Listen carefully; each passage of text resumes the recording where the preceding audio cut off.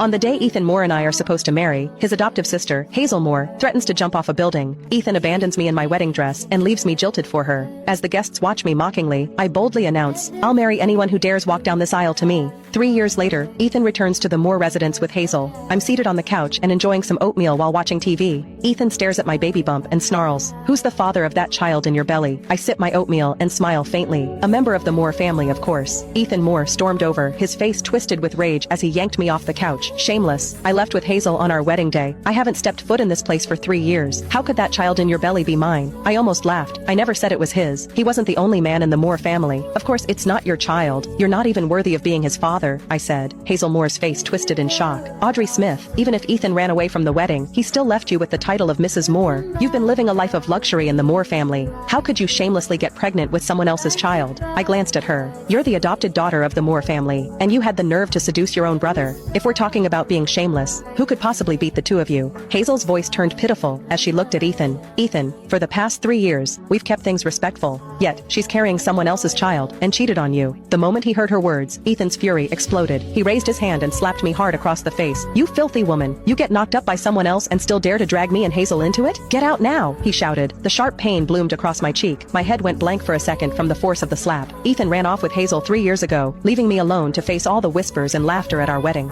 Driven by rage, I called for a groom on the spot. It was his uncle, Jeremiah Moore, who stepped up and married me that same day. In Beaverton City, Jeremiah was known as the Frost King. Everyone has treated me with the utmost respect ever since I married him. After I got pregnant, he spoiled me even more. He wouldn't let a strand of my hair be harmed. Blood would have been spilled if he had known what Ethan had just done. To avoid a full-blown family tragedy and for the sake of the child in my belly, I said coldly, "If you both leave now, I'll pretend this never happened." However, they didn't appreciate the offer. Hazel lunged forward and yanked my hair. "Ethan, this woman is scared. She wants us to leave now so she can use that child to take everything from the Moores." Ethan snapped. "So that's what this is about. Well, I'm not letting it happen." I twisted away from Hazel's grip and said coldly, "David disowned you the day you two ran off. You had nothing to do with this family from that moment on." Hazel let out a scoff. "That was just Grandpa venting. Ethan's the only grandson of the Moore family. Do you really think he's going to stay disowned forever?" Ethan's expression turned smug. "Grandpa already said everything belongs to me." I placed a hand over my belly, my voice icy. "Not anymore. This child is also a member of the Moore family." I thought I'd made myself perfectly clear. However, Ethan's eyes flared with rage as he stared at me. "So you're planning to pass that illegitimate child off as a Moore? I'll teach you a lesson now." His slap landed even harder this time. I clutched my belly as I collapsed to the floor. Upon seeing the twisted hatred on their faces, panic surged inside me. I couldn't let them hurt the baby. I said desperately, "He is not an illegitimate child. He is." Before I could say another word, Ethan bent down and grabbed the shattered porcelain bowl of oatmeal off the floor. He shoved the shards and oatmeal